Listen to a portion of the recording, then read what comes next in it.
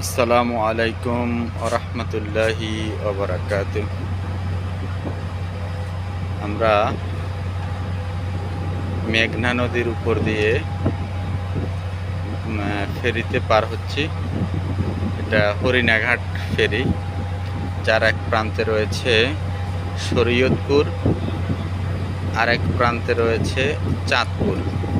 অর্থাৎ আমরা খুলনা থেকে নোয়াখালীর দিকে যাচ্ছি।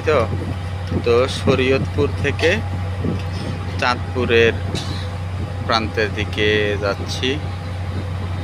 খুলনা থেকে আসার পথে এই ফেরিতে এই ঘাটে আসা পর্যন্ত বেশ কতগুলি জেলা অতিক্রম করে আসতে হয়। খুলনার পর বাগেরহাট, গোপালগঞ্জ, ফরিদপুর, মাদারীপুর, শরীয়তপুরের এই প্রান্ত থেকে এই ফেরিতে ওঠা হয়। এই ফেরিতে যে বাসও উঠে, বাসটা আবার চাঁদপুর প্রান্তে গিয়ে নামে, চাঁদপুর প্রান্তে গিয়ে নেমে ওই পাশে আবার এরকম চাঁদপুর, লক্ষ্মীপুর, নোয়াখালী, তারপরে এটা চট্টগ্রাম পর্যন্ত ফেনি চট্টগ্রাম পর্যন্তই চলে যায়। যে আর এই নদীও বিশাল নদী, যার প্রান্ত দেখা যায় না।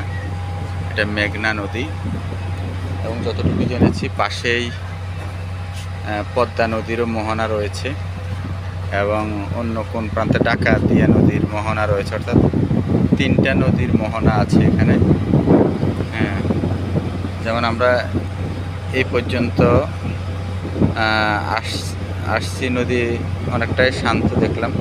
তো এখানে আসার পরে এখানে নদীর বড়ত্ব, দূরত্ব একটু বেশি হওয়ার কারণে ঢেউ একটু বেশি, ঢেউ স্রোত উত্তাল একটু বেশি। যেহেতু এখানে নদীর বেশি, বড় বেশি, বা দূরত্ব অনেক। এই ধরনের অনেক গাড়ি নিয়ে 5টি ফেরি যাতায়াত করতে থাকে এই প্রান্তে ওই প্রান্তে। আমরা যে ফেরিতে করে যাচ্ছি এটার নাম ফেরি কস্তুরী, আর একটা আছে ফেরি কলমিলতা। ঘাটের নাম আর কি হরিণাঘাট। তো এইভাবে অনেকগুলি গাড়ি নিয়ে এই ফেরিগুলি পারাপার হয়।